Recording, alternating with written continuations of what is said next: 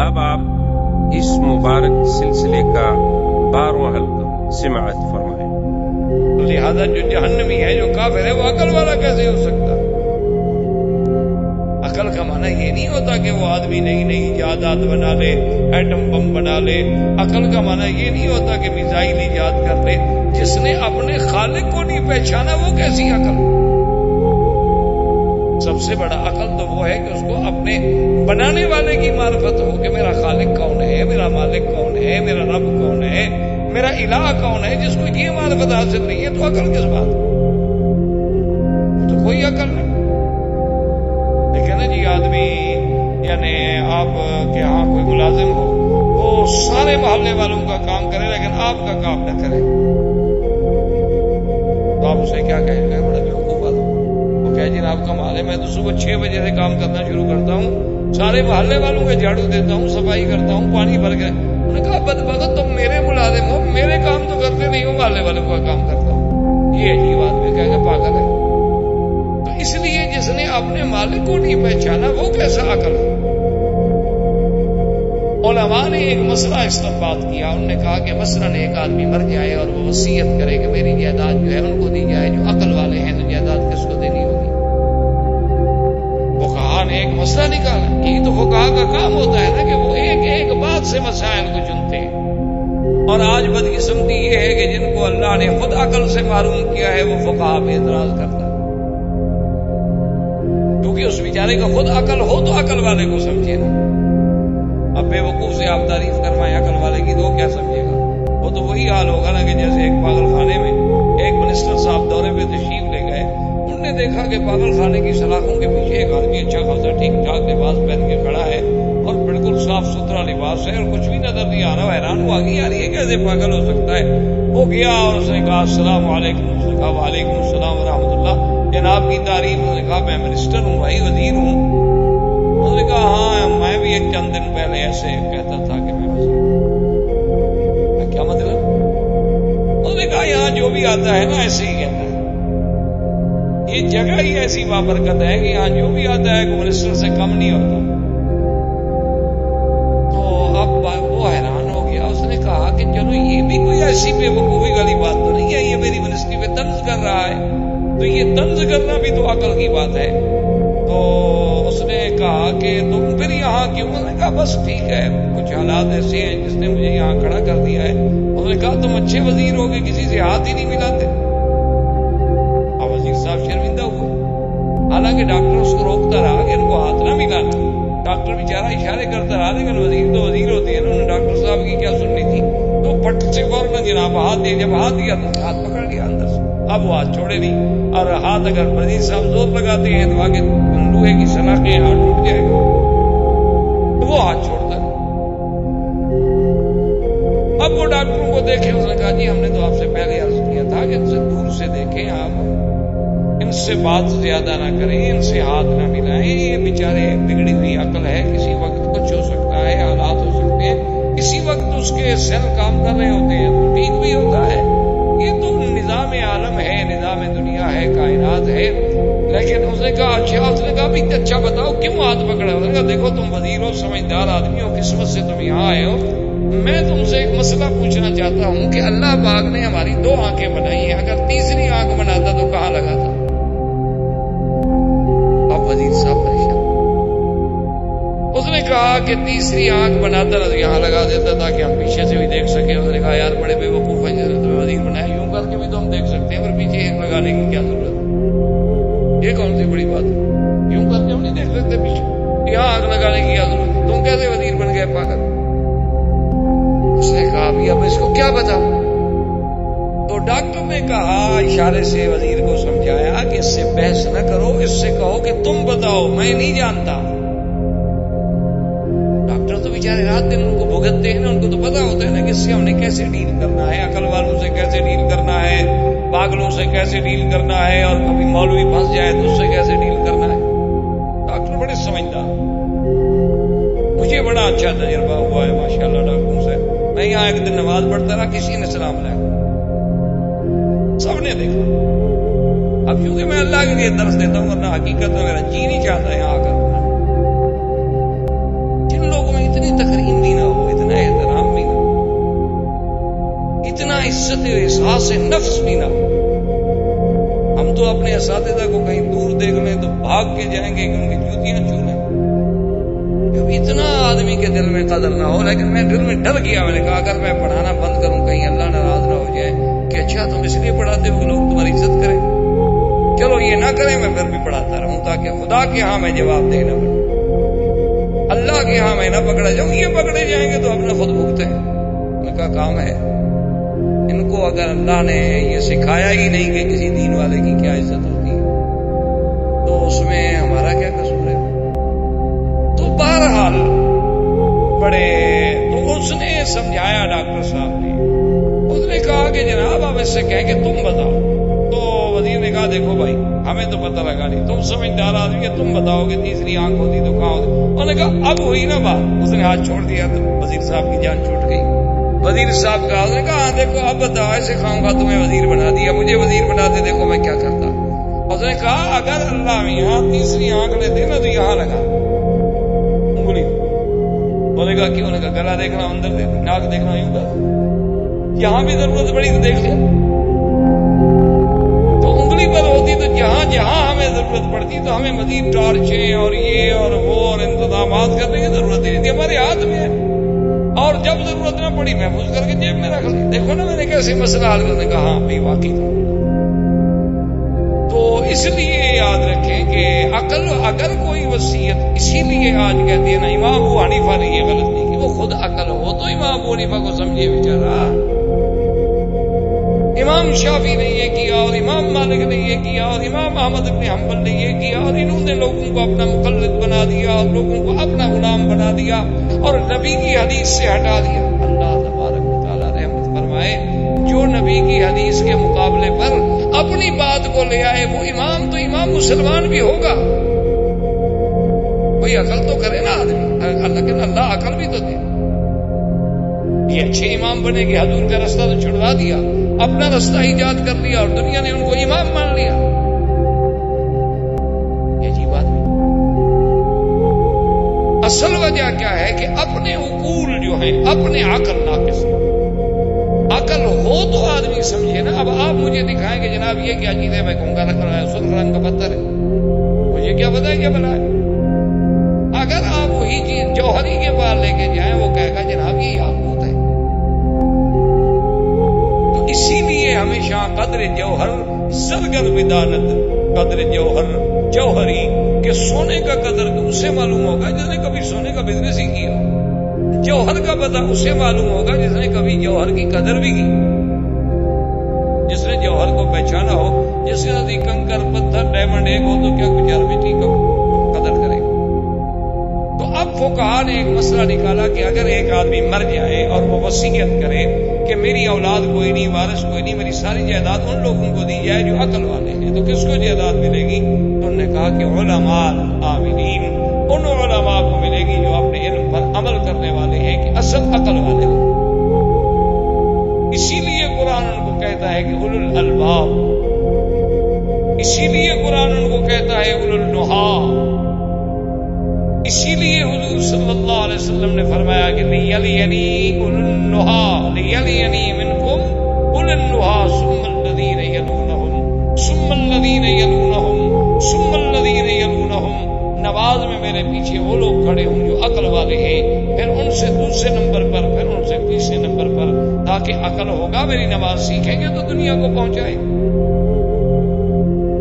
اس لیے ہمیشہ یاد رکھیں کہ تیسری چیز جو تھی وہ اللہ نے عقل پیدا فرمائی اور اس کے بعد فرمایا اعجب الخلق الیہ، سب سے عجیب چیز ہو میری مخلوق میں، لیکن مجھے بھی اپنی عزت و جلال کی قسم ہے میں اسی کو عقل دوں گا جو میرا فرمانبردار. کیوں اتنی اچھی چیز کون اپنے دشمنوں کو دے دیتا؟ اس لیے اللہ تبارک و تعالیٰ کی نعمتیں، اللہ تبارک و تعالیٰ کی رحمتیں، اللہ تبارک و تعالیٰ کے ہم پر فضل و کرم اور عنایات ایسی ہیں کہ جس کا ہم کوئی شمار بھی نہیں کر سکتے اور نہ حد و حساب کر سکتے ہیں. تو جو خالق کی عقل ہے کہ آج انسانی عقل تو ایسی چیزیں ایجاد کر دیتی ہے، اور جس اللہ نے اس عقل کو پیدا کیا ہے اس کی ایجادات کیسی ہوں.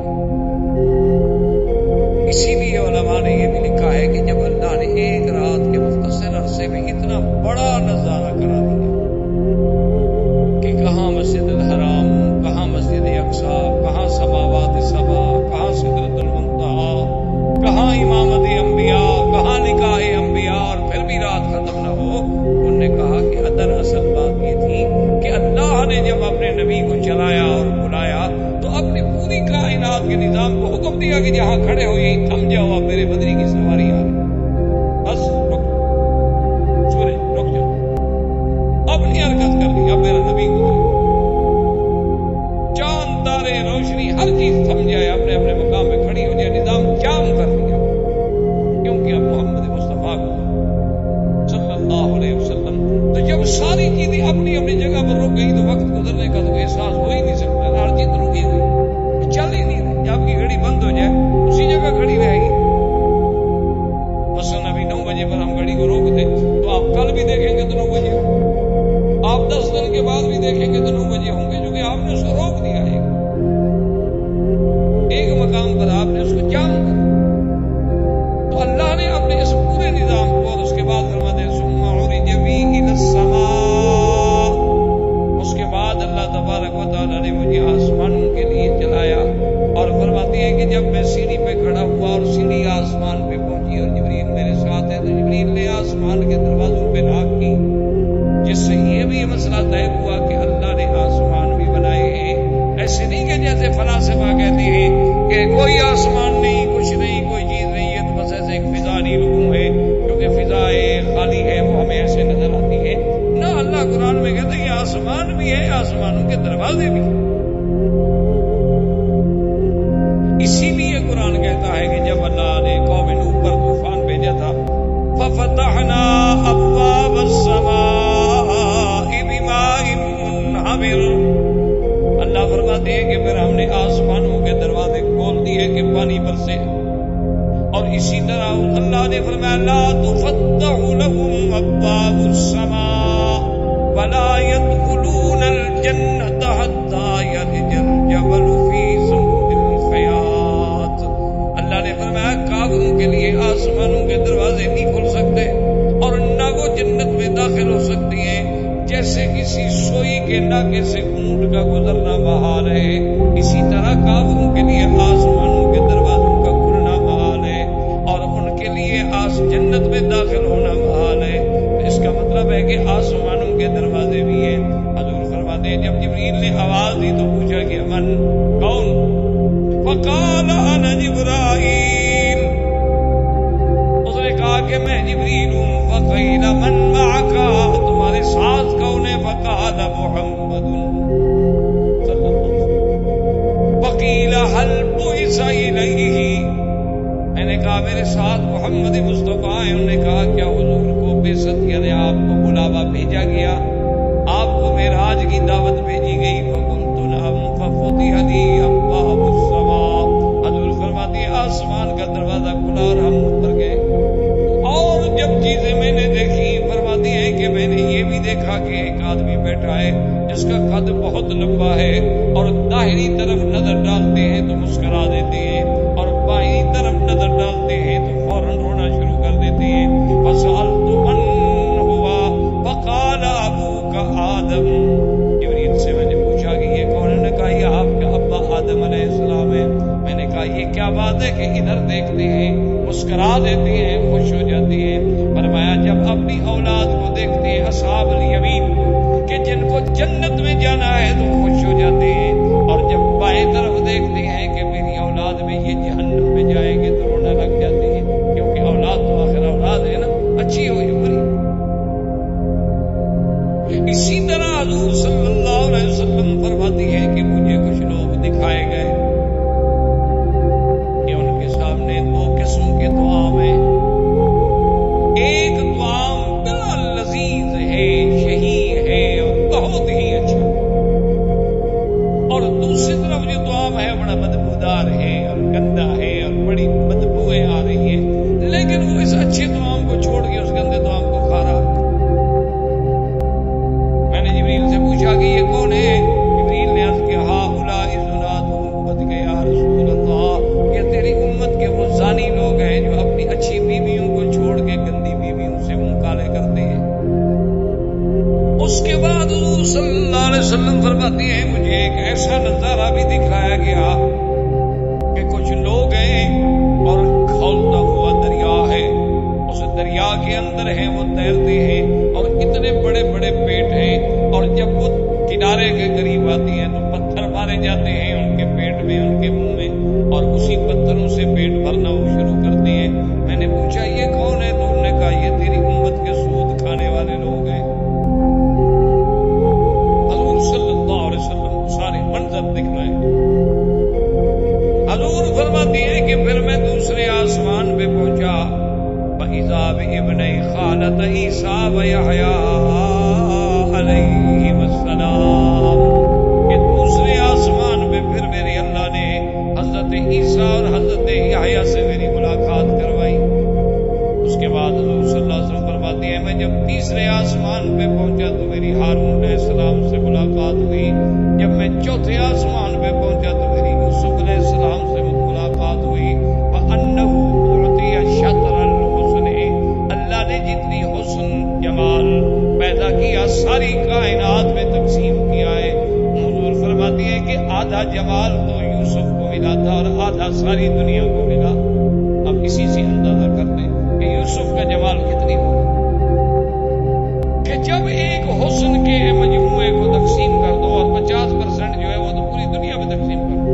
انسانوں میں، حیوانوں میں، جانوروں میں، پرندوں میں، طیور میں، اشجار میں، نباتات میں، موسم میں، گلزاروں میں، اور آدھا جو ہے اکیلے یوسف کو ملے تو یوسف کا جمال کیسے؟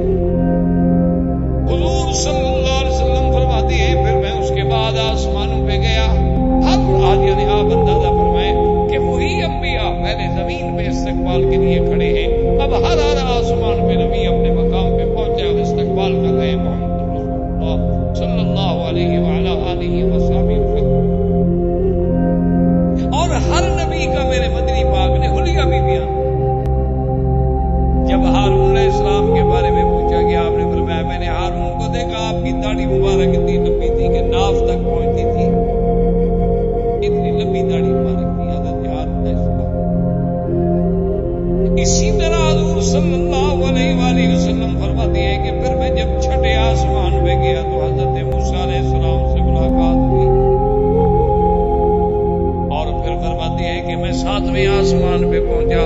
جب 7ویں آسمان پہ پہنچا تو میں نے دیکھا کہ ایک کوٹھا مبارک ہے، ایک کمرہ مبارک ہے، ایک گھر مبارک ہے اور اس کے ساتھ ایسے ٹیک لگا کے آپ نے فرمایا ایک بڑا خوبصورت آدمی بیٹھا ہے جس کی داڑھی مبارک بھی سینے تک بھری ہوئی ہے. اور آپ نے فرمایا کہ یوں سمجھ لو کہ اس کی شکل جو تھی وہ محمد مصطفیٰ سے ملتی تھی صلی اللہ علیہ وسلم. میں نے جبریل سے پوچھا کہ من ھذا یا جبریل یہ کون؟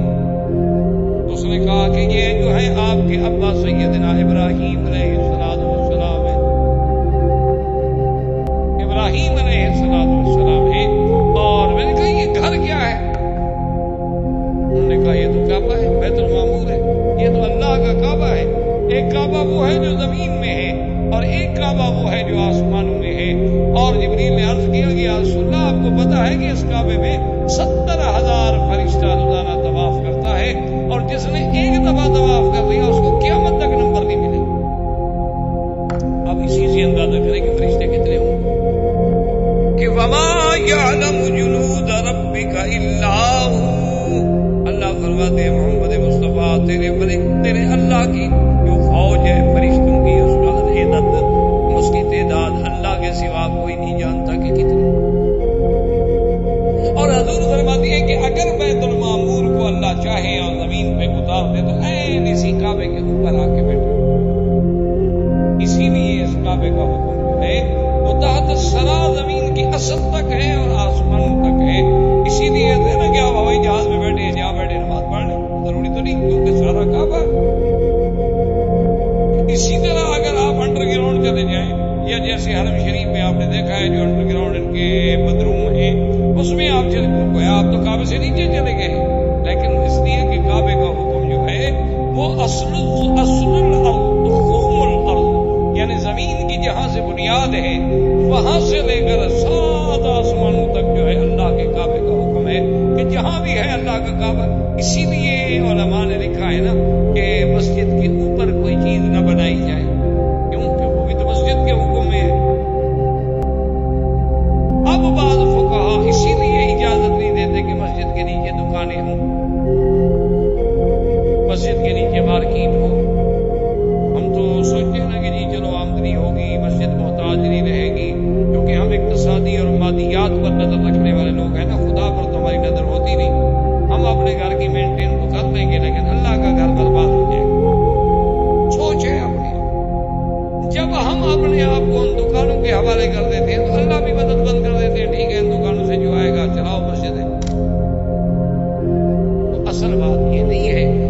بات یہ ہے کہ بھئی اس مسجد کا حکم جو ہے وہ تو تحت سرا تک ہے اور اوپر آسمانوں تک ہے، تو جب یہ ساری مسجد ہے تو مسجد میں تجارت ہم کیسے کریں؟ ہاں البتہ فقہا نے ایک راستہ نکالا، وہ یہ ہے کہ مسجد بنانے سے پہلے اگر آپ نیت کریں کہ بھئی یہاں ہم ایک مارکیٹ بنائیں گے اور مارکیٹ کے اوپر مسجد بنائیں گے، تو اب حکم اس کا پھر اوپر سے شروع ہوگا، کیونکہ اب آپ کی نیت جو تھی وہ زمین پر نہیں تھی بلکہ اس کی چھت اوپر بنانے کی۔ اگر آپ نے نیت میں پہلے مارکیٹ کی الگ نیت کی اور مسجد کی اس کے اوپر نیت کی تو پھر مسجد بنانا جائز ہو جائے گا۔ بہرحال وہ بھی ایک ہیلا ہے، گنجائش ہے، ورنہ افضل یہ ہوتا ہے کہ اللہ کے گھر جب بنائے جائے نہ نیچے کچھ بنائے نہ اوپر کچھ بنائے، مسجد ہے، خدا کا گھر۔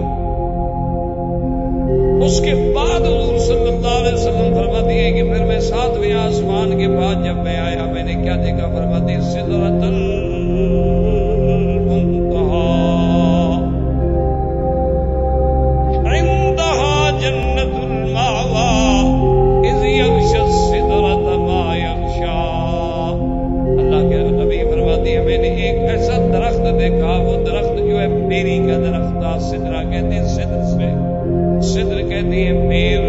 لیکن فرمایا فَإِذَا أَوْرَاقُهَا كَآذَانِ الْفِيلَةِ وَثَمَرُهَا كَثَمَرِ الْكَلَالِ، آپ نے فرمایا وہ ثمر اس کا، پھل اس کا ایسے تھا جیسے بستی کلال کے مٹکے ہوتے ہیں، اور پتے اس کے ایسے تھے جیسے ہاتھی کے کان ہوتے ہیں بڑے بڑے۔ لیکن فرماتے ہیں کہ سدرہ کیا تھی؟ اس کو فراش من ذهب کے فراش جو ہوتے ہیں چھوٹے چھوٹے، جب آگ جلائیں تو اڑتے ہیں، شمع جلائیں تو اڑتے ہیں، فرمایا وہ سونے کے بنے ہوئے انہوں نے ان کو ڈھانپ رکھا تھا، اور اللہ کے ملائکہ وہاں سجدہ ریز تھے، اور ایسا جمال اور کمال کا منظر تھا۔ حضور فرماتے ہیں صحابہ سے کہ انی لا اصفو، میں بیان نہیں کر سکتا کہ اس کا جمال میں تمہیں کیا بتاؤں، کیسے ہوا جمال۔ اچھا یاد رکھیں کہ سدرۃ المنتہا کو سدرۃ المنتہا کیوں کہا جاتا ہے؟ کہ جو نیچے سے بندے کے اعمال جاتے ہیں یہ بھی وہیں پہنچتے ہیں، بس اس کے آگے نہیں جاتے، اور جو عرش اولا سے میرے اللہ حکم جاری فرماتے ہیں وہ بھی سدرہ پہ آتا ہے، اس کے بعد پھر ملائکہ کو تقسیم ہوتا ہے، یعنی وہاں ہر چیز کی انتہا ہو گئی، جو نیچے سے عمل چلے ان کی بھی انتہا ہو گئی، جو اوپر سے حکم نازل ہوا اس کی بھی انتہا ہو گئی، اس لیے اس کو کہا جاتا ہے سدرۃ المنتہا۔ اور یہ بھی یاد رکھیں کہ اللہ تبارک و تعالیٰ نے میرے مدنی سرکار کو صلی اللہ علیہ وسلم کو جبریل علیہ السلام کو اصلی صورت میں 2 دفعہ دکھلایا، ایک دفعہ جب کہ جبریل افق میں تھے اور میرے مدنی زمین پہ تھے، اور ایک دفعہ جب حضور صلی اللہ علیہ وسلم معراج سے واپس تشریف لا رہے تھے تو اللہ پاک نے فَلَقَدْ رَآهُ نَزْلَةً أُخْرَىٰ، اب دوبارہ دکھلایا گیا جبریل علیہ السلام کو اس کی اصلی صورت میں، اور اس کے بعد حضور فرماتے ہیں اچھا یہاں تک جو روایات ہیں یہ تو سیاست تک یاد رکھیں کہ حضور کا سدرۃ المنتہا تک پہنچنا جو ہے وہ تو بخاری مسلم سیاست کی حدیثوں سے ثابت ہے۔ اب اگلا سفر جو ہے وہ سیاح نے ذکر نہیں کیا، لیکن بعض کتابوں میں آتا ہے حضور فرماتے ہیں کہ اس کے بعد میرے لیے رف لایا گیا۔ پہلے تو آپ کا سفر براق میں تھا، اس کے بعد حضور صلی اللہ علیہ وسلم کا سفر جو ہے وہ عروج جو ہے معراج، یعنی آپ کا سیڑھی مبارک سے تھا۔ اس کے بعد فرماتے ہیں رف کا معنی یوں کیا ہے علماء نے کہ سمجھے جیسے قالین بچھا دیں اور اس قالین پہ آپ کھڑے ہو جائیں اور قالین اڑ جائے۔ اب حضور صلی اللہ علیہ وسلم فرماتے ہیں کہ مجھے جب اوپر لے جایا گیا میں نے دیکھا تو جبریل کھڑے، تو میں نے کہا جبریل تم کیوں کھڑے ہو گئے؟ اس نے کہا حضور اس سے آگے میں نہیں جا سکتا، بس میرے تو مقام کی انتہا ہو گئی، کیونکہ وما منا الا له مقام معلوم، ہم میں سے ہر آدمی کا ہر فرشتے کا ایک مقام ہے، اس سے ہم تجاوز نہیں کر سکتے، بس میری حد ہو گئی ہے۔ اسی کو مولانا مثنوی رحمۃ اللہ علیہ نے اپنی مثنوی میں نقل کیا ہے نا کہ حضور اگر میں اس سے آگے جاؤں تو پھر میں خود جل جاؤں، آگے تو پھر اللہ کے نور کے جلوے ہیں وہ جبریل کہاں برداشت کر سکتے۔ وسلم فرماتے ہیں کہ مجھے لے جایا گیا عرش کے قریب، اللہ تبارک و تعالیٰ کی مجھے رویت نصیب ہوئی، اللہ نے مجھے اپنا دیدار نصیب فرمایا، اور اس کے بعد اللہ تبارک و تعالیٰ نے مجھے اب میرے لیے اور میری امت کے لیے 50 نمازیں فرض فرمائی، اور اللہ نے مجھے خواتین میں سورۃ البقرہ عطا فرمائی۔ اور یہ اعزاز بھی وہی ملا کہ جب حضور نے کہا تحیات للہ والصلوات والطیبات، جب اللہ کے نبی نے اپنے اللہ کے دربار میں اپنی عاجزی، اپنی خشوع، اپنی خضوع، اپنی بندگی کا اظہار کیا تو اللہ نے فرمایا السلام علیک ایھا النبی ورحمۃ اللہ وبرکاتہ۔ اللہ تبارک و تعالیٰ نے اپنے نبی پہ سلام بھیجا۔ آج کل تو یہ مسئلہ بھی بڑا انڈو پاک میں بڑا یعنی فتنہ انگیز بن گیا کہ دیکھو جی السلام علیکہ، علیکہ خطاب ہے، کاف خطاب کے لیے ہوتا ہے، معنی یہ ہے کہ نبی ہر جگہ موجود ہے، تبھی تو ہم کہتے ہیں السلام علیکہ ایھا النبی۔ حالانکہ یہ بات نہیں ہے، بات یہ ہے کہ معراج کے اس منظر کو دہرایا گیا ہے کہ نبی نے کیا کہا اور میرے اللہ نے کیا کہا، ان لفظوں میں کوئی تبدیلی نہیں کرنی چاہیے۔ یہ نہیں کہ اب ہم خطاب کر رہے ہیں، وہ تو اللہ نے خطاب کروایا، ہم تو صرف اسی خطاب کو نقل کر رہے ہیں۔ جیسے کہ مثال کے طور پر فرعون کی اور موسیٰ علیہ السلام کا مکالمہ ہے، یا ابراہیم علیہ السلام کا اور نمرود کا مکالمہ ہے، اذ قال ابراہیم ربی الذی یحیی و یمیت قال انا احیی و امیت۔ اب اس کا معنی یہ کیا کہ میں کہہ رہا ہوں، میں تو اس کلام کو نقل کر رہا ہوں، کہنے والا تو نمرود تھا۔ کہ جب ابراہیم علیہ السلام نے کہا کہ میرا رب وہ ہے جو مارتا بھی ہے، جو جلاتا بھی، تو کہا کہ میں بھی مارتا ہوں، جلاتا ہوں۔ قال فإن اللہ یأتی بالشمس من المشرق فأت بها من المغرب فبہت الذی کفر واللہ لا یہدی القوم الظالمین۔ یا جیسے فرعون نے موسیٰ علیہ السلام سے کہا تھا انی لأظنک یا موسیٰ مسحورا، کہ میں تو یہ خیال کرتا ہوں کہ تم پر جادو ہو چکا ہے، ورنہ میں خدا ہوں اور خدا کیسے ہو۔ اب کاف خطاب کا ہے، نہ موسیٰ علیہ السلام موجود ہے، نہ فرعون بدبخت موجود ہے، لیکن ہم تو قرآن کو پڑھ رہے ہیں، نقل کر رہے ہیں، یہ نہیں کہ اب ہم خطاب کر رہے ہیں۔ اس لیے یاد رکھیں اللہ تبارک و تعالیٰ نے حضور صلی اللہ علیہ وسلم کو اپنی رویت مبارک، اپنا دیدار مبارک، اپنا شرف زیارت نصیب فرمایا، اور اس کے بعد حضور صلی اللہ علیہ وسلم واپس آئے۔ جب حضور واپس آئے چھٹے آسمان پہ تو موسیٰ علیہ السلام ملے، انہوں نے کہا کہ یا محمد صلی اللہ علیہ وسلم، آپ پر یہ معراج میں اللہ نے کوئی احکام، کوئی اوامر، کوئی شرائع فرضت علیہ وعلی امتی 50 صلاۃ، میرے اوپر اور میری امت پہ اللہ نے 50 نمازیں فرض۔ تو موسیٰ علیہ السلام نے کہا کہ یا محمد صلی اللہ علیہ وسلم، میرے مدنی سرکار دو عالم صلی اللہ علیہ وسلم، آپ واپس جائیں اپنے اللہ سے معافی، فصلہ التخفیف، اللہ سے معافی مانگے، 50 نمازیں بہت کیا۔ اب یہاں سے بھی لوگوں نے اللہ رحمت فرمائے نا جی اب کیا کریں، عقل عیار ہے، 100 بیس بنا دیتی ہے، ہر آدمی اپنے اپنے عقل کے مطابق پھر مجھ سے نکالو، کہتے دیکھو جی موسیٰ علیہ السلام نے اللہ کے نبی کو مشورہ دیا نا، یہ دیکھو آپ ہی کہتے ہیں کہ نبی مدد نہیں کر سکتے، موسیٰ علیہ السلام مدد کر رہے ہیں کہ نہیں کر رہے۔ اور دوسری بات یہ ہے وہ کہتے ہیں وہاں بھی کہتے ہیں انبیاء کو علم غیب نہیں ہوتا، دیکھو موسیٰ علیہ السلام کو علم غیب تھا تو کہہ رہے ہیں نا بھی 50 نمازیں آپ کی امت نہیں پڑھے گی، معافی مانگو۔ اپنے اپنے مسئلے ہیں، اپنے اپنے عقل ہیں، اپنے اپنے فکر ہیں، اللہ کے قرآن کو چاہے بدلنا پڑے چاہے کچھ کرنا پڑے، بس لوگوں میں تو اپنی واہ واہ کرانی ہے نا، اپنا مسلک اپنی پارٹی کو ثابت کرنا ہوتا ہے۔ حالانکہ یاد رکھیں صحیح حدیثوں میں موجود ہے کوئی علم غیب کا مسئلہ نہیں۔ موسیٰ علیہ السلام نے کہا کہ یا رسول اللہ میں اپنی امت کا تجربہ کر چکا ہوں، میری امت میں تو 3 نمازیں فرض تھی، وہ تو 3 نہیں پڑھتے تھے، تو آپ کی امت 5 کیسے پڑھے گی؟ یہ تو تجربے کی بات۔ جہاں تک امداد کا تعلق ہے یا اعانت کا تعلق ہے یا مشورے کا تعلق ہے تو زندگی میں حیات میں مشورہ دینا تو منع ہے نہیں۔ موسیٰ علیہ السلام کو اللہ نے زندہ کر کے کھڑا کیا ہوا ہے، حضور کے ساتھ ملاقات ہو رہی ہے۔ تو آج بھی اگر آپ کسی عالم سے، کسی اللہ والے سے جا کے مشورہ لیں یا انہیں کہیں میرے لیے دعا کریں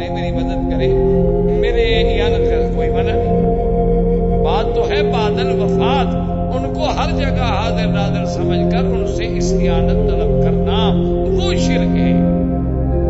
یہ تو اللہ پاک نے نبیوں کو سب کو زندہ کر کے حضور کے لیے کھڑا کیا، اور ویسے بھی انبیاء زندہ ہے۔ تو اب حضور صلی اللہ علیہ وسلم واپس گئے، اللہ تبارک و تعالیٰ نے حکم دیا، فرمایا کہ اچھا میرے نبی، ہم نے ایسا کیا ہے کہ آپ کی امت سے 50 کے بجائے چلو 10 واپس آ گئے۔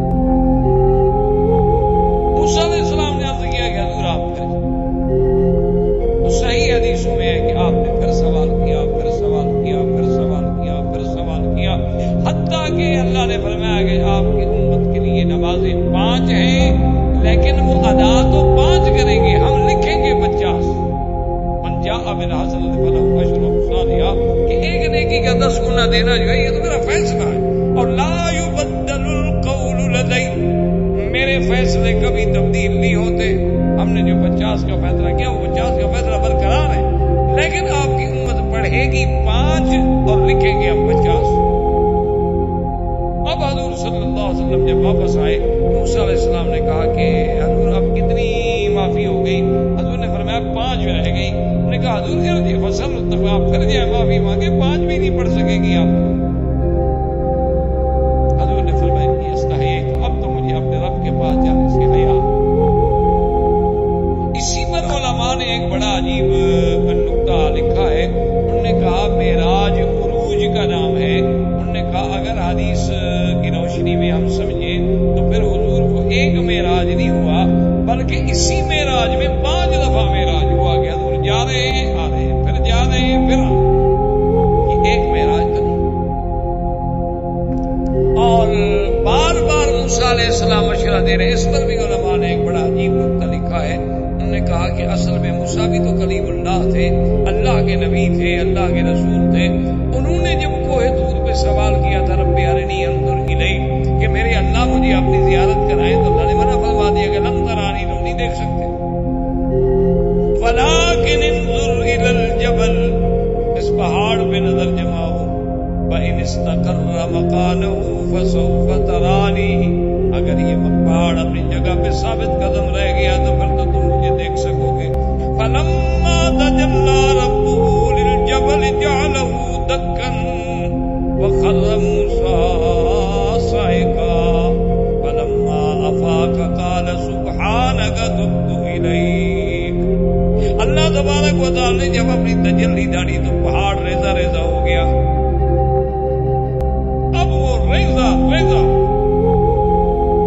تو اب اصل میں علماء نے لکھا کہ وجہ یہ تھی کہ موسیٰ علیہ السلام کو چونکہ دیدار ربی نہیں ہوا تھا، رویت ربی نہیں ہوئی تھی، اور حضور صلی اللہ علیہ وسلم کو اللہ نے رویت نصیب کی، حضور پاک نے اپنے رب کا دیدار دیکھا، تو موسیٰ علیہ السلام یہ چاہتے تھے کہ میرا مدنی، میں رب کو تو نہیں دیکھ سکا، لیکن وہ آنکھیں جو رب کو دیکھ کے آ رہی ہیں ان کو تو میں بار بار دیکھتا رہوں۔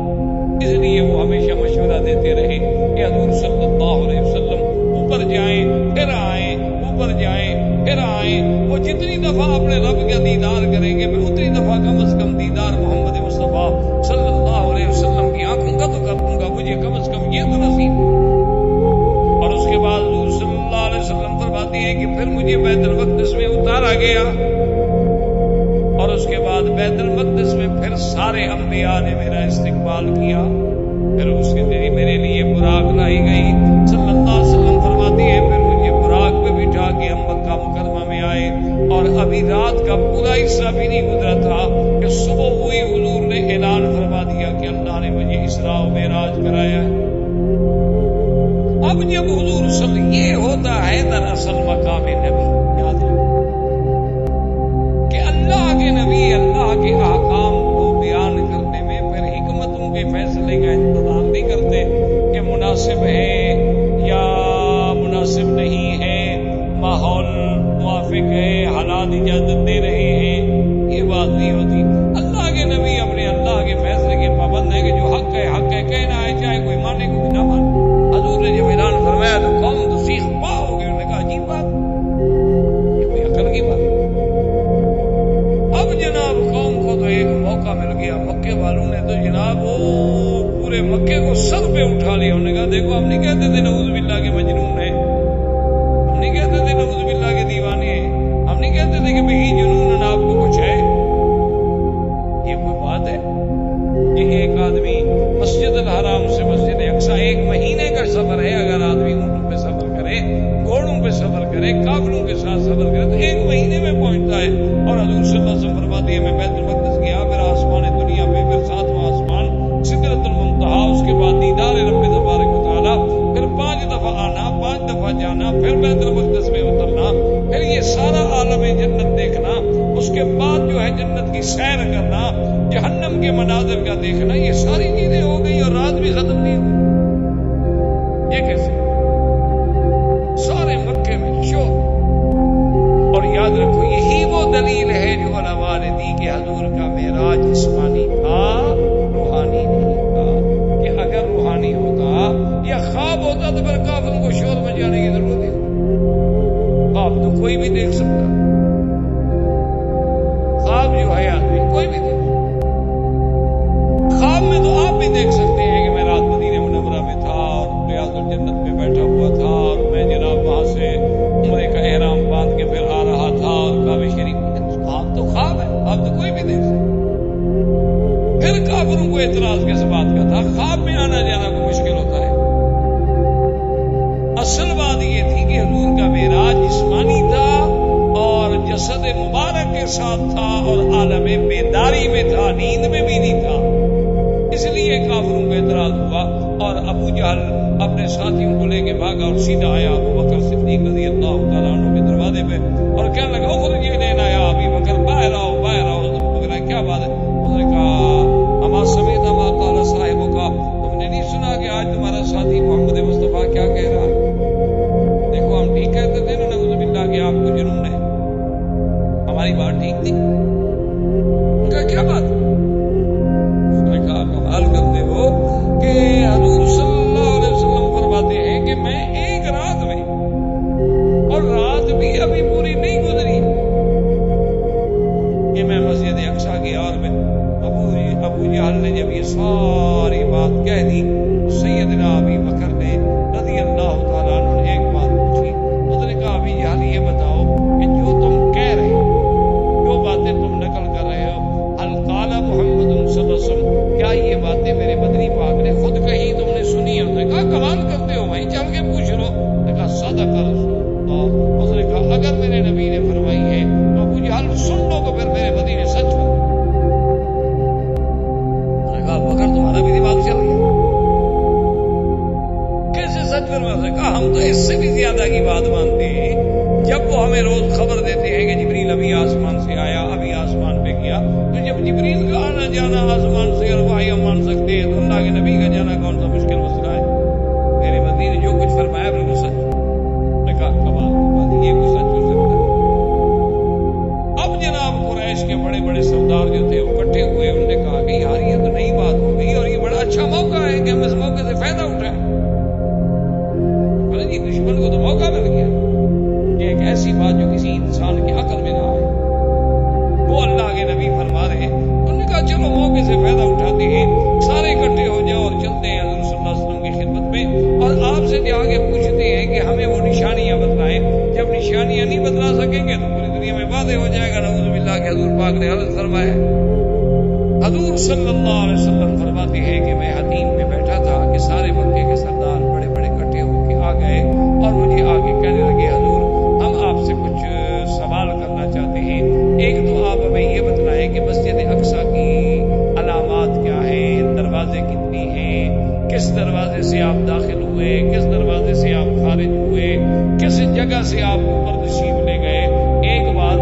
اور دوسری بات یہ بتلائیں کہ ہمارا ایک قافلہ, تجارت کا قافلہ جو ہے وہ شام گیا تھا اور شام سے روانہ ہوا ہے واپس مکے کے لیے, کیا آپ نے اس کو بھی دیکھا؟ وہ بھی کہیں راستے میں آپ کو ملا تھا, اور اگر ملا تھا تو کہاں ملا تھا اور کون سی جگہ تھی, اور اندازہ کیا ہے آپ کا کہ وہ مکے میں کب پہنچے گا؟ اگر یہ باتیں آپ بتا دیں پھر تو ہم سمجھیں گے کہ آپ نے ٹھیک فرمایا. حضور فرماتے انی کربت کربتن ما کربت قط, فرماتی ہے کہ مجھے اتنی تکلیف پہنچی کہ ایسی تکلیف مجھے زندگی میں کبھی نہیں پہنچی. کہ مجھے کہتے ہیں اب آپ عمرہ کرنے آئے ہیں, माशाल्लाह यहाँ नौकरी कर रहे हैं, ड्यूटी कर रहे हैं, इतने अरसे से मक्के शरीफ में जाते हैं, नमाजें पढ़ते हैं, आपने कभी दरवाजे गिने यार? आप नमाजें पढ़ने जाते हैं, दरवाजे गिनने जाते हैं? ये आदमी मस्जिद में गया, नमाज पढ़ी, वापस आ गया, वो दरवाजे थोड़े गिनता रहता है कि दरवाजे कितने। हजूर अगर मस्जिद अक्सा में गया, दरवाजे गिनने गए कि आपसे पूछा जाए कि दरवाजे कितनी है और कैसी है? लेकिन दुश्मन हजूर सल्लल्लाहु अलैहि वसल्लम फरमाते हैं कि मैं बहुत परेशान हुआ, बहुत उदास हुआ, बहुत गमगीन हुआ, लेकिन अल्लाह ने जिब्रील भेजा और अल्लाह ने फरमाया कि मेरा बदनी गम क्यों करते हो, उदास क्यों होते हो? ये कौन सी बड़ी बात है? अभी बैतुल मक़दस उठा के हम आपके सामने कर देते हैं, काफिरों से कहो पूछो क्या? हजूर सल्लल्लाहु अलैहि वसल्लम फरमाते हैं कि गोया उस दिन पे अल्लाह की दीवार के सामने, गोया कि पूरा मॉडल जो था ना बैतुल मक़दस का, अल्लाह ने मेरे सामने कर दिया। मैंने कहा पूछो क्या पूछो? जो पूछ रहे मैं जवाब दे रहा हूं। अब जनाब बोल नहीं सकते, अब जो भी सवाल कर रहे हैं जवाब तो सही मिल रहा है, तो अब क्या जवाब दें? उसके बाद उन्होंने कहा अच्छा हजूर आपने ये तो बता दिया है, लेकिन काफिले की बात आपने नहीं बताई। आपने फरमाया आप लोगों का काफिला जो है फला जगह पे था, और जब मेरी सवारी बुराक गुजरी तो आपके काफिले का एक ऊंट जो है वो डर के मारे भागा, और भाग गया तो उसकी टांग टूट गई, गिर गया। और एक ऊंट ऐसा था, हजूर सल्लल्लाहु अलैहि वसल्लम ने फरमाया कि जिस पर दो किस्म के अपना चादरें पड़ी हुई थी, एक सफेद और एक सियाह, और वो काफिला जो है फला जगह पर है और फला दिन जो है वो मक्के में पहुंच जाएगा। अब वो हैरान परेशान ने कहा अच्छा ऐसा करते हैं कि भी उस वक्त तक खामोश रहो, जब तक कि काफिला आता है, देखते हैं कि क्या काफिला वाकई उसी दिन पहुंचता है जिस दिन हजूर सल्लल्लाहु अलैहि वसल्लम ने फरमाया है। और दूसरा ये भी देखते हैं कि ये तो बड़ी बात है कि हजूर फरमाते हैं कि जब मेरी सवारी गुजरी तो काफिले से एक ऊंट भाग पड़ा डर के मारे और उसकी टांग टूट गई। ये तो बड़ी बात है, अलामत है। और जनाब मक्के वाले सारे निकल के उस दिन मक्का शरीफ से बाहर बैठे हुए हैं शाम के रास्ते पर कि देखते हैं काफिला आता है नहीं आता। वही वक्त जो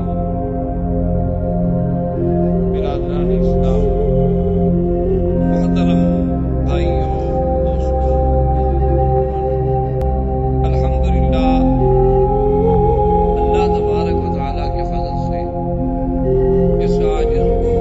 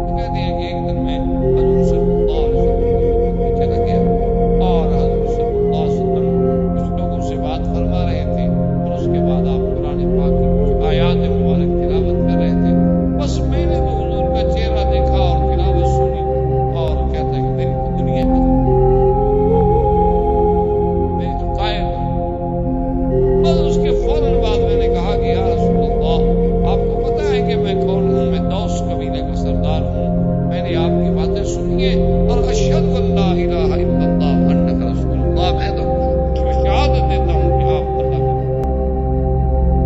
اسلم۔ اب اس کے اسلام لانے سے تو پورے مکے میں شور ہو گیا نا کہ قبیلہ دوس کا سردار مسلمان ہو گیا۔ اس کے بعد جب حضور صلی اللہ علیہ وسلم تشریف لے گئے تو قریش کا سارے اکٹھے ہو کے آ گئے۔ انہوں نے کہا کہ دیکھو ہم نے آپ کو منع کیا تھا، تم یہ کیا کر دی؟ انہوں نے کہا دیکھو خبردار،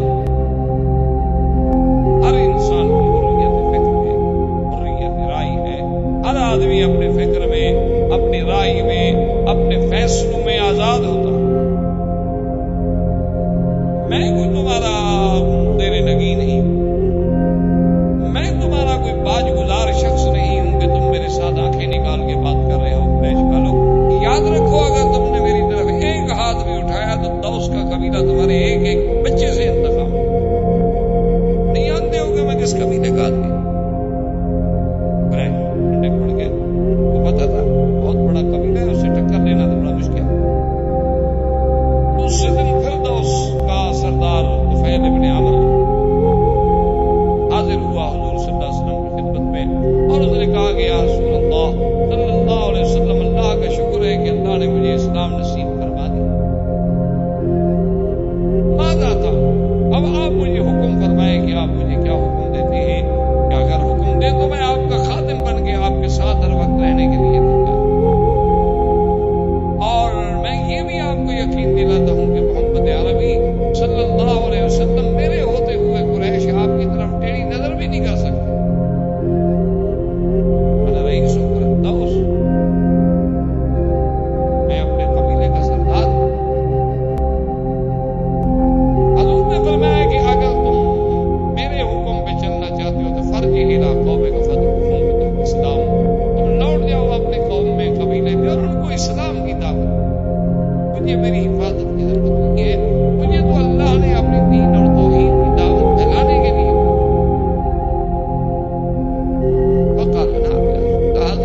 جیسے آپ کو تو وہ طفیل جب واپس آیا تو اس نے اپنے خاندان کو، اپنی بیوی کو، بچوں کو، سب کو بلایا، بٹھایا اور ان سے کہا کہ دیکھو میں تم سے بات کرنا چاہتا ہوں، میرے اندر ایک تبدیلی آ چکی اور میں چھپانا نہیں چاہتا۔ میں نے کہا کیا بات؟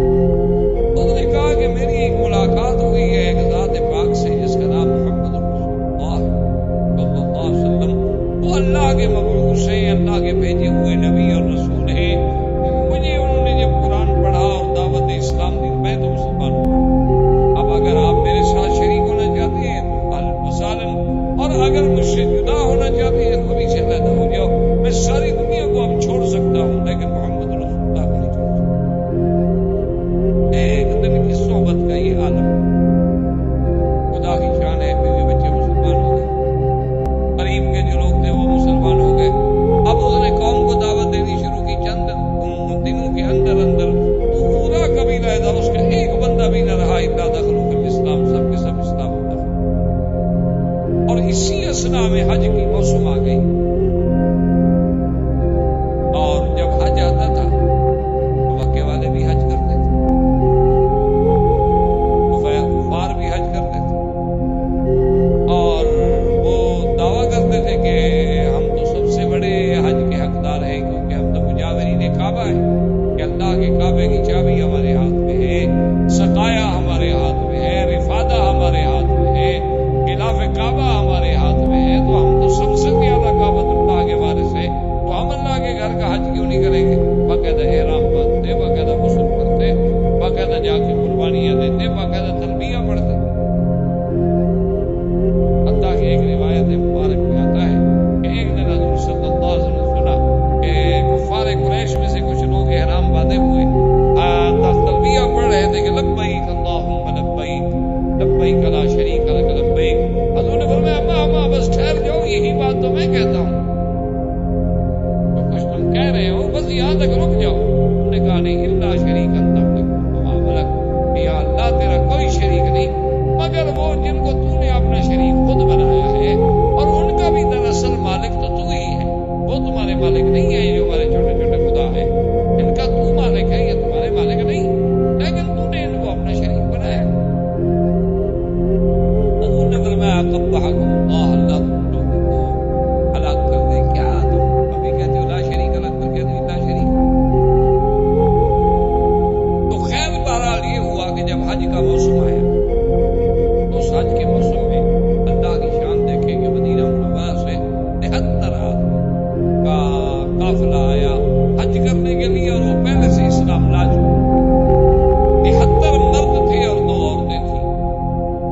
جب وہ مکہ میں آ گئے، حج کے احکامات شروع ہو گئے، ان نے آپس میں بیٹھ کے مشورہ کیا کہ الحمدللہ ہم تو مسلمان ہیں، لیکن حضور تو آخر مکے میں، نہ ہماری حضور سے تو ملاقات نہیں ہوئی، ہمیں تو مصعب بن عمیر نے اسلام سکھایا، تو کم از کم ہم حضور صلی اللہ علیہ وسلم کے ساتھ ملنے کے لیے کوئی پیغام، کوئی ٹائم، کوئی وقت مقرر کرے۔ تو دو آدمیوں کو منتخب کیا گیا، براء ابن معرور اور اسعد بن مالک۔ یہ دونوں آدمی حضور صلی اللہ علیہ وسلم کی خدمت میں حاضر ہوئے۔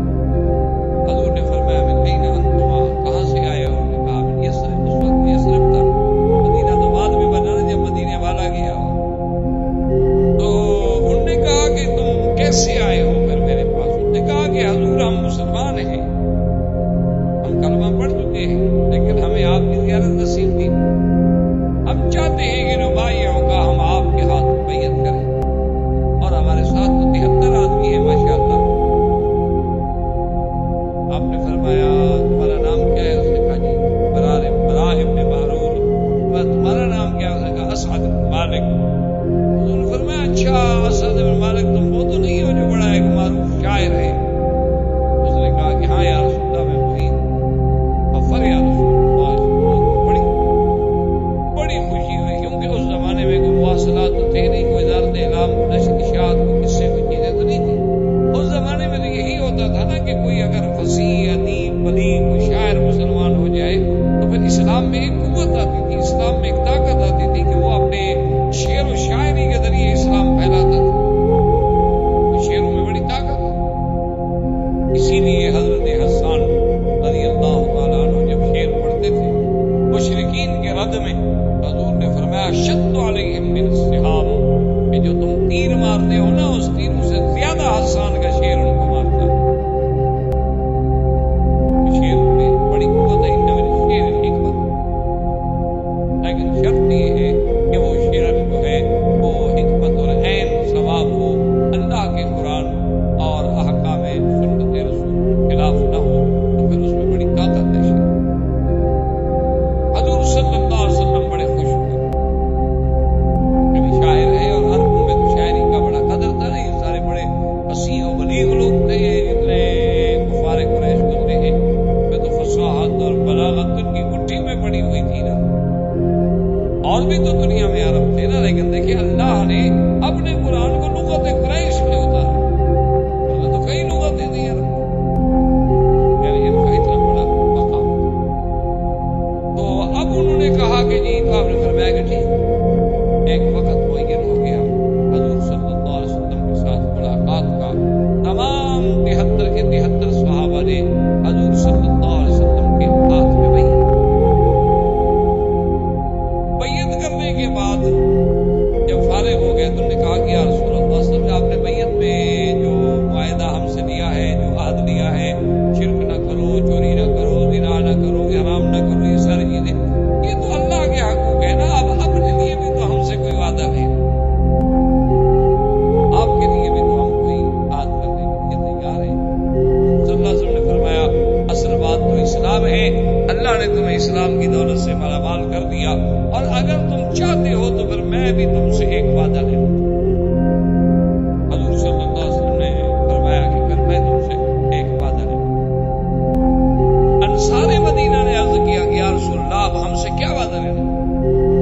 حضور نے فرمایا کہ اگر میں یثرب میں آ جاؤں، میں مدینے میں آ جاؤں، تو تم میری اسی طرح حفاظت کرنا اور میری طرف سے میرے دشمنوں کا دفاع کرنا، جیسے ایک انسان اپنے اہل، اولاد، اپنے بیوی بچوں کے لیے تحفظ کرتا ہے اور دفاع کرتا ہے، تو تمہیں یہ میرے ساتھ ایک ذاتی معاہدہ کرنا ہوگا۔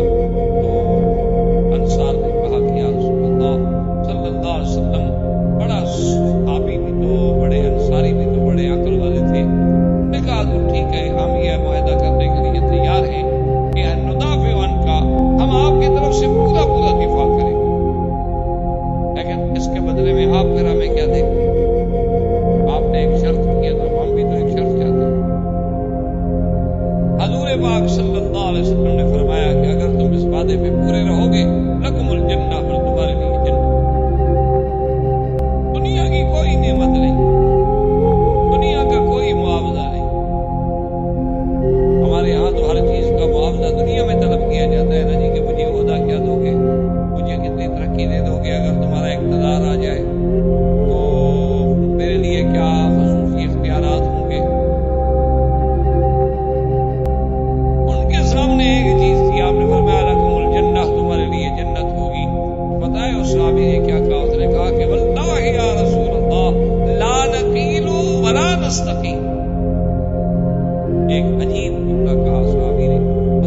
کہ واللہ یا رسول، کہا حضور میری اللہ کی قسم لا نقیل ولا نستقیم، اس معاہدے سے اب تو نہ تو اب ہم پھریں گے اور نہ آپ پھریں، ہم اپنے وعدے پہ قائم رہیں گے، آپ ہمیں جنت لے کے دیں، آپ بھی اپنے وعدے پہ قائم۔ حضور صلی اللہ علیہ وسلم نے فرمایا ٹھیک ہے، ہمارا وعدہ ہے، اللہ کے نبی کا بھی تو ایک وعدہ ہے۔ ایک صحابی نے عرض کیا، اس نے کہا حضور یہ تو سب نے اپنے اپنے میثاق مواعید رکھے ہیں، مجھے اجازت ہو تو میں کچھ عرض کروں؟ تو حضور نے فرمایا ہاں تم بھی بتاؤ۔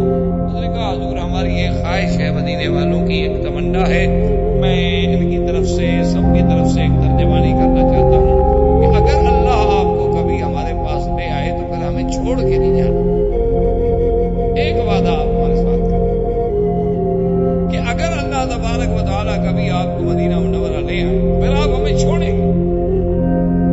حضور صلی اللہ علیہ وسلم بھی جوش میں آ گئے، فرمایا مدینے والوں فیکم احیا و فیکم اموت، میرا بھی وعدہ ہے کہ آنے کے بعد میری زندگی بھی تمہارے ساتھ، میری موت بھی تمہارے ساتھ۔ اتنا بڑا وعدہ کہ صحابہ کا دماغ دیکھیں کہ کتنا بڑا فیصلہ لے لیا، کتنا بڑا مقام حاصل کر لیا کہ حضور کی وجہ سے دنیا میں ساری دنیا جو ہے مدینے سے بھی مکے آتی ہے، لیکن جب قیامت ہوگی تو مکے والے بھی مدینے جائیں۔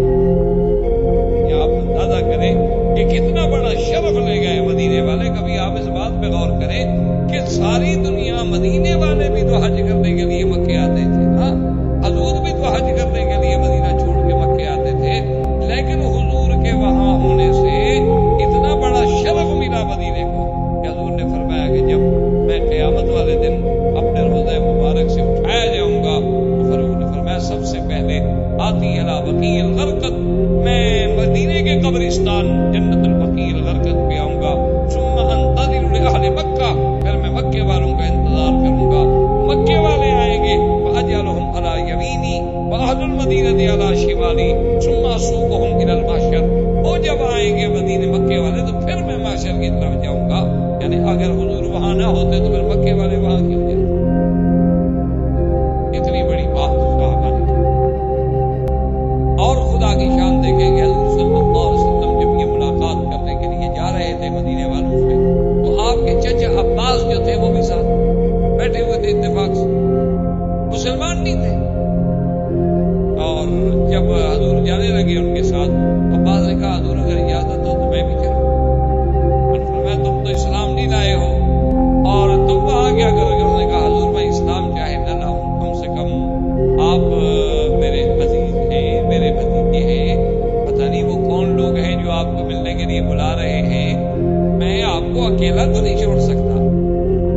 یہ الگ بات ہے کہ آپ کا میرا مذہب نہیں ملتا، لیکن روایات تو ہوتے ہیں، کچھ خاندانی روایات اور عادات تو ہوتے ہیں، یہ تو نہیں ہو سکتا نا کہ ہم آپ کو اکیلا بھیجیں۔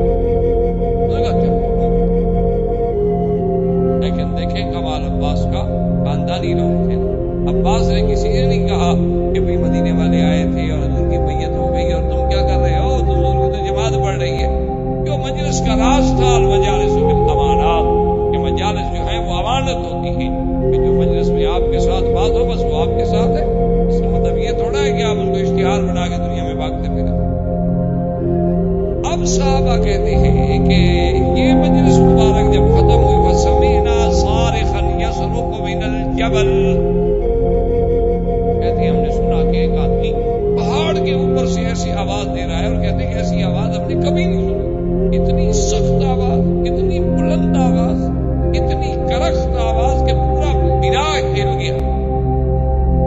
اس نے کہا کہ یا اہل الخیام، یا اہل مکہ، وہ ایسی زور سے آواز دے، کہا کہاں سو رہے ہو؟ آل یثرب نے تو محمد مدنی کے ہاتھوں پہ بیعت کر لی ہے اور اتفاق ہو گیا ہے تمہارے ساتھ لڑنے پہ،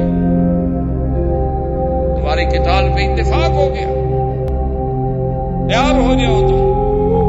اب جب یہ آواز آئی تب قریش حیران، آواز کہاں سے آ رہی ہے؟ انہوں نے کہا عجیب بات ہے، وہ کون ہے یثرب والے جو ہماری قتال کے منصوبے بنا رہے ہیں؟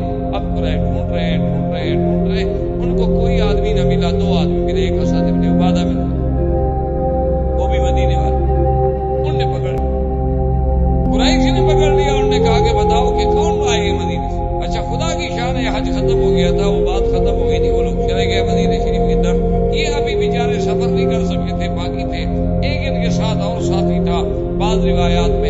ज़रारा थे और बाद में किसी दूसरे का नाम आता है।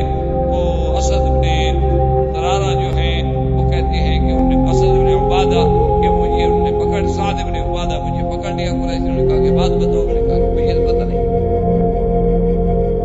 ज़रबूनी ज़रबन, उन्होंने मुझे सख्ती से मारा। मैंने कहा बात बताओ, कौन है मदीने वाले लोग जो हमारे खिलाफ जंग का मंसूबा बना रहे? कहते हैं एक आदमी गुजरा, उसने जाके एक कुफारे कुरैश में जुबैर इब्न मतअम था, वो उससे कभी हमारा याराना था, दोस्ती थी। उसने जाके जुबैर से कहा कि वो तुम्हारे साथ इब्न उबादा को मार रहे हैं कुरैश और तुम यहाँ बैठे हुए हो, तुम्हारे दोस्त है, वो तुम्हारा हलीफ है। तो वो वहां से भागा। उसने कहा कुरैश क्या कर रहे हो, पागल हो गए, दिमाग खराब हो गया। अगर ये सिर्फ वालों ने कोई प्लान बनाया है, कोई मुआहिदा किया है, तो इस बंदे अकेले का क्या गुनाह है कि इसके साथ तुम सारे लड़ रहे हो? कैसे तुम बेवकूफ आदमी। यही तरीका है मदीने वालों के मुकाबले से उसका मुकाबला करने के लिए।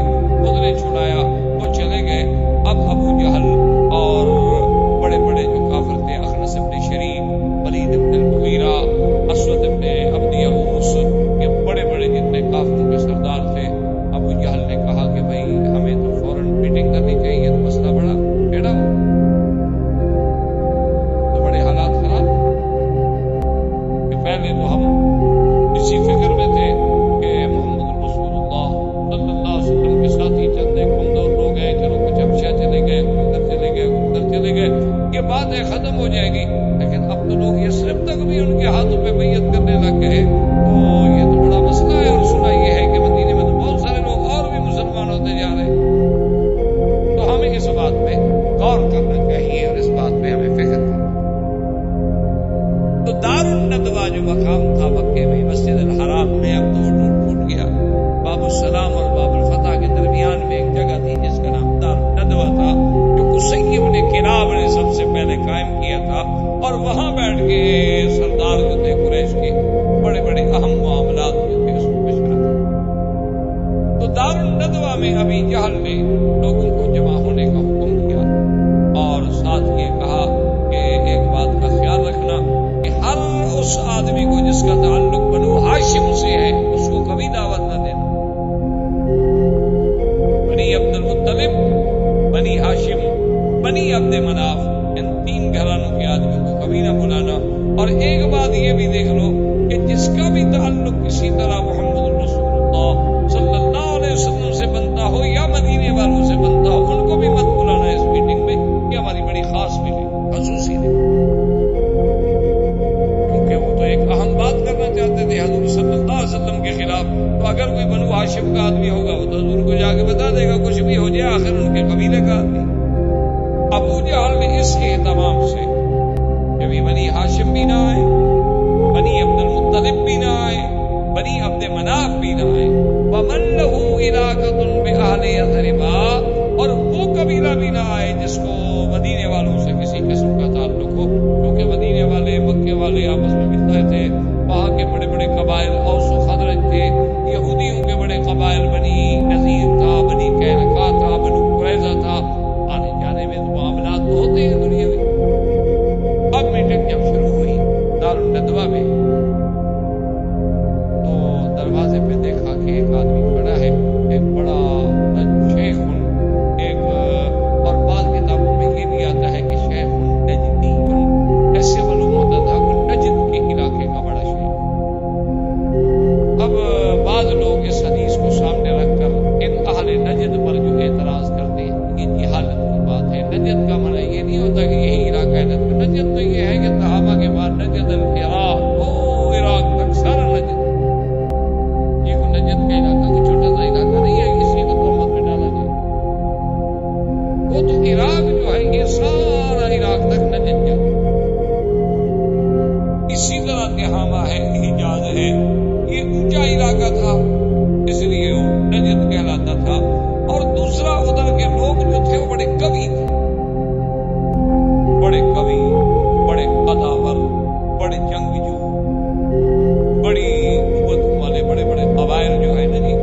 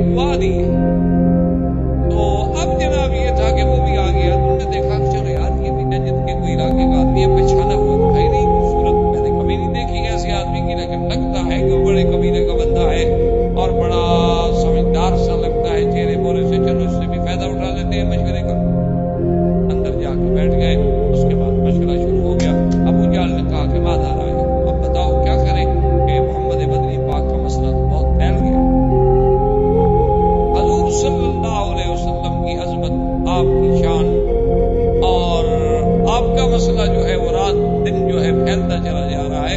اس کے لیے ہمیں غور کرنا چاہیے کہ ہم کیا کریں.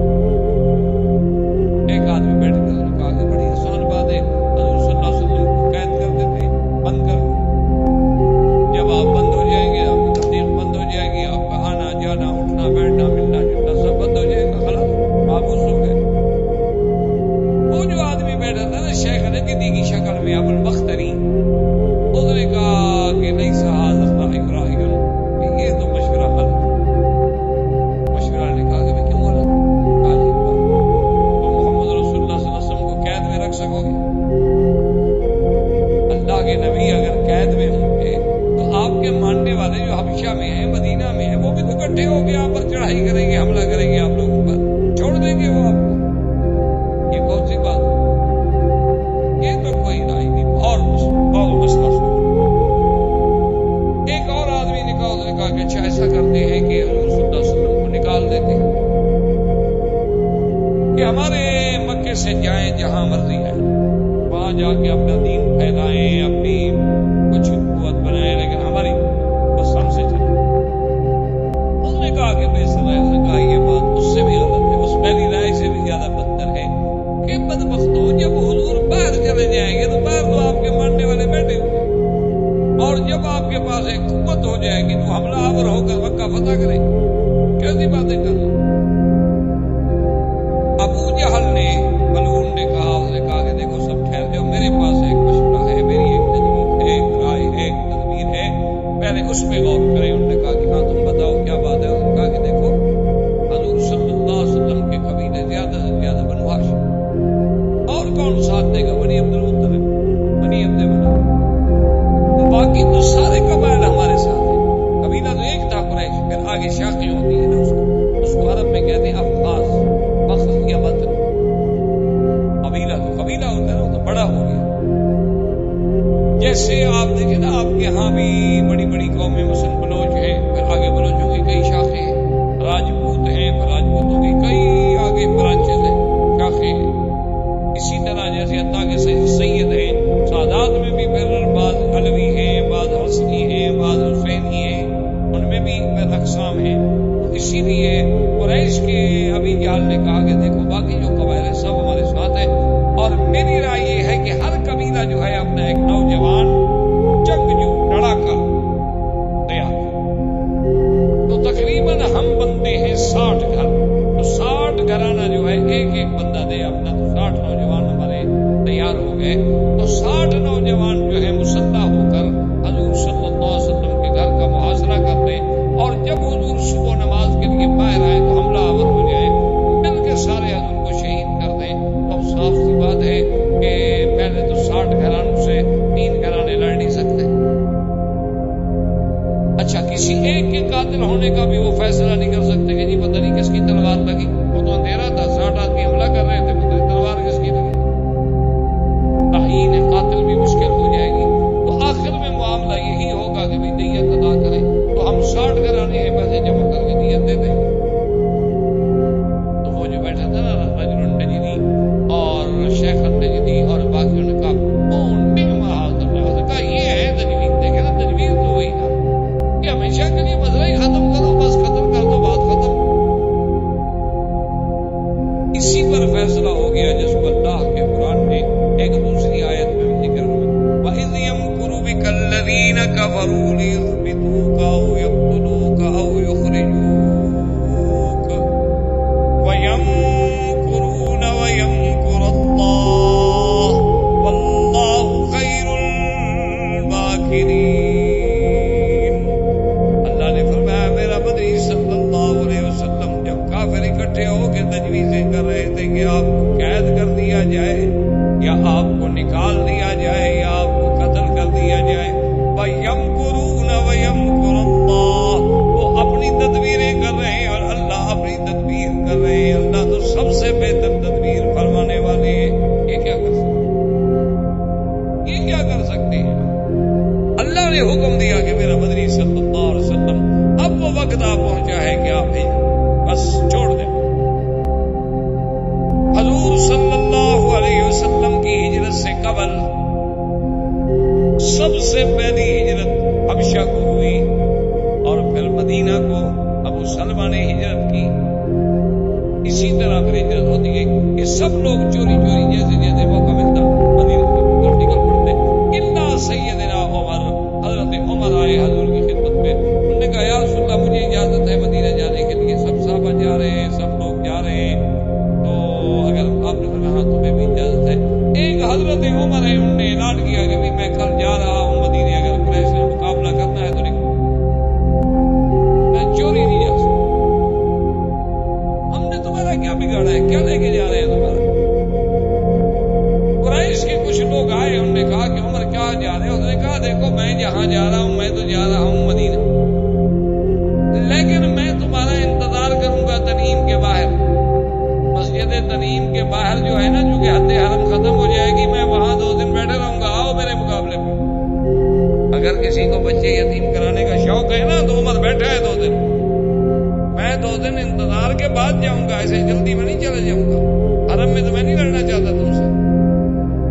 اب کافر نے کہا مقابلہ کر لو، نے کہا چھوڑو کیوں مقابلہ کرتے ہیں، ایک آدمی چلو جا رہا ہے تو بات ختم ہو گئی، ایک آدمی جا رہا ہے اس نے مکہ چھوڑ دیا۔